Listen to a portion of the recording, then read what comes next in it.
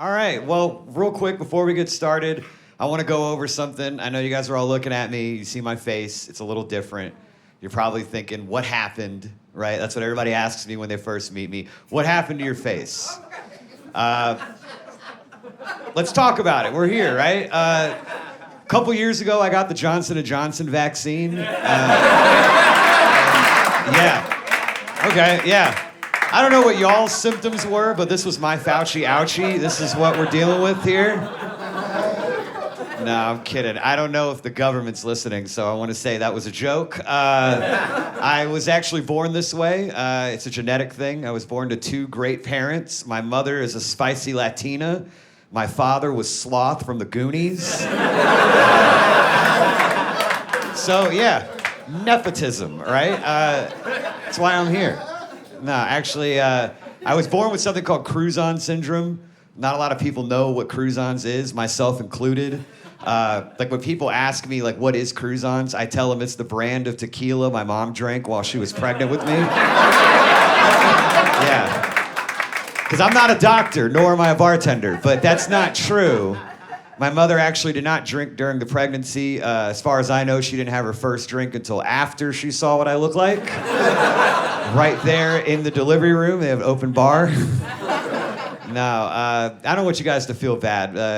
This is kind of true. I was an ugly baby. Like, that's what the doctor said. Yeah. It was, well, he didn't say it. It was just kind of how he implied it, you know? Like, he pulled me out of my mother. He looked at me and said, at least he has a good personality, and then handed me off to them. I was their problem. But don't feel bad, guys. I don't want you guys to feel bad. It's okay, because it's 2024 now, and I no longer identify as an ugly baby. Yeah, thank you. I now identify as a sexy adult, and that's how I want to be treated. Yeah, thank you. That's right. Listen, you can be whatever you want to be in America. I chose to be sexy. Those are my rights as an American. Respect them. My pronouns are damn boy. That's how I want to be addressed from here on out. It's fucking great. I love being sexy, man. You know, they let me fuck now. It's awesome. Yeah, it wasn't always this easy, though. I got to be honest. Growing up was a little difficult for me. They put me in special education when I was a child, which is offensive to me because I grew up in Florida. The whole state is special education. Like, I don't know how much lower you can go, but they found a spot for me, which is why I didn't go to a public school. I went to a private Christian school. Yeah, I don't know if you guys know this, but the Christians love me. Right? They do. Like, they took one look at me and said, we don't know what that is, but we got to get him on a flyer immediately. We need money.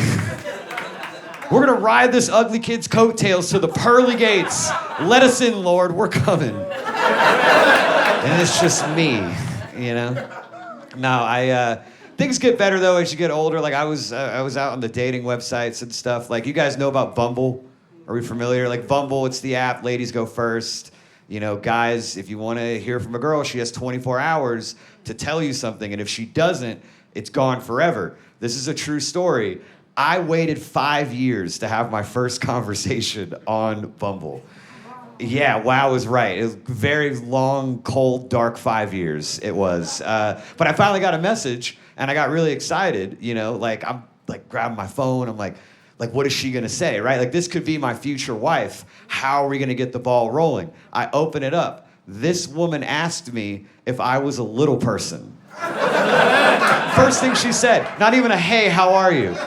Just straight to the point, are you a little person? And I'm like, no, what are you talking about? And then she said, no, are you a midget? And midget was in all capital letters, which I thought was kind of funny. But she was like, are you a midget? Because your face looks like it comes from the same mongoloid type of family. I know. That was my future wife. We were off to a terrible start, you know? Not good. So I had to unmatch. Didn't work out. You know, it's funny, though. I actually told that joke at a show a couple weeks ago, and there was a little person in the audience. I know, but he was so small I couldn't see him. But he was there, you know. He came up to me after the show. He was like, Shea, I loved your set. Thought you did a great job. I didn't get that midget all caps punchline, though. And I was like, I'm sorry, man. I guess it went right over your head. I don't know what to tell you. Yeah, I'm not canceled yet. But I was on Bumble for a while. I did go out with some women who looked past the whole face thing, which was nice. I went out with this one woman, though, who made it a point to tell me over and over again. Like, at one point, she looked at me and said, you know, Shea, you're not the first guy like you that I've been out with, okay? I went out with a guy in a wheelchair once. I don't know if you guys have been paying attention, but I've been standing up this entire time. Very strange, you know? But it's fine, I don't gotta worry about that. I actually have a girlfriend. Shout out to the Make-A-Wish Foundation. Those guys are amazing. They make dreams come true, y'all. I had to pay for it, but still, money well spent. It was good. My girlfriend's amazing, man. She's beautiful, she's smart, she's funny. She goes to another school, you guys wouldn't know her.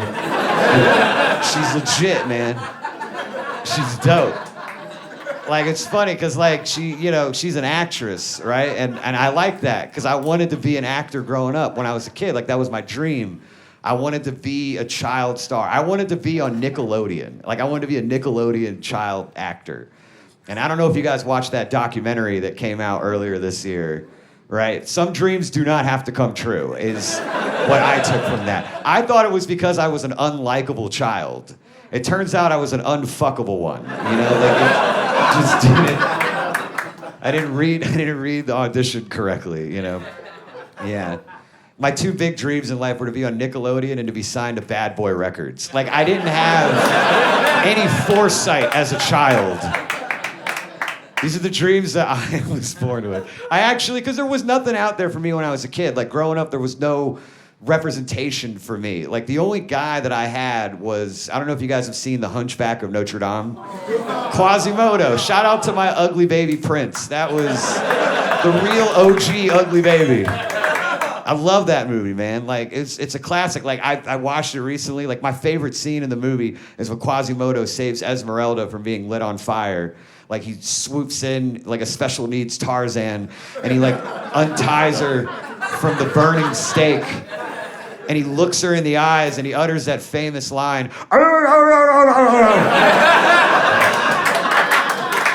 got goosebumps, guys. I mean, I will say it's a dark movie for kids, that movie. Hiding Quasimodo in a bell tower his entire life is not the worst thing the Catholic Church ever did to a child, but still, it's messed up. Okay, we got Catholics in the room. That's not good. I'm just saying, I still think I could be an actor. I would love to play Quasimodo in the movie one day. Like, that's kind of what I'm hoping. Disney's gonna make it, you know, they made a Black Little Mermaid. That's cool, that's fine. I was for it. Mermaids aren't real. You know, it's okay. My culture, though, is not a costume, all right? So I'm just saying, give me an audition, Disney. Because I swear to God, if they cast Timothy fucking Chalamet as Quasimodo, I will lose my goddamn mind. All right, you guys have been a great crowd. My name's Shea Freeman.